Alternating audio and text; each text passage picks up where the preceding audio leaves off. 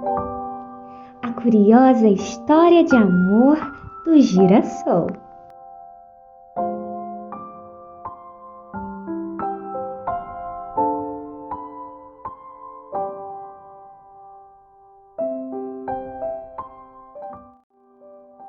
Na mitologia grega, há uma lenda que explica o aparecimento da flor do girassol. Essa lenda nos conta a triste história de Clítia, uma ninfa, apaixonada por Hélio, o deus do sol.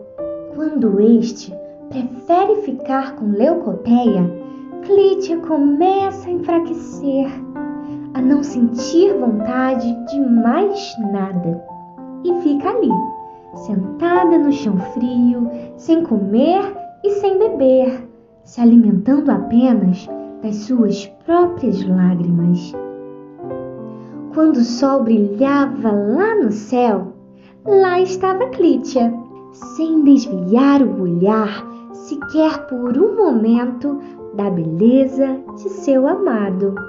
Porém, durante a noite, o seu rosto se virava para o chão, continuando a chorar.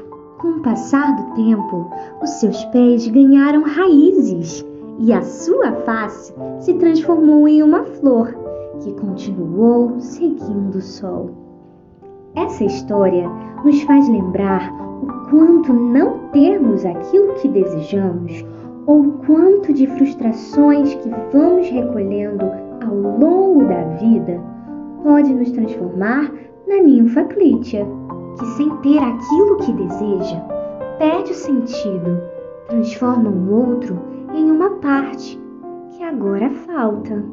A ausência do seu amado a fez esquecer de si mesma, fazendo com que mergulhasse na mais profunda tristeza. Tristeza essa que, com o passar do tempo, acabou até criando raízes. O quanto nos alimentamos de nossas próprias lágrimas, o quanto, quando a luz apaga, assim como o girassol, mergulhamos em nossas próprias lágrimas. Muitas vezes, criamos raízes tão profundas com a tristeza que não conseguimos mais entender que podemos viver sem ela. Assim como a ninfa, que se soubesse que tinha força suficiente, não esperaria somente pela força do seu amado. E quem sabe você já tenha passado por um desses momentos, assim como a ninfa Clítia, ou até mesmo conheça alguém que esteja passando por esses momentos. O importante é entender o que você está sentindo, entender que possui a força necessária para superar qualquer sentimento ruim, até mesmo o sentimento de tristeza.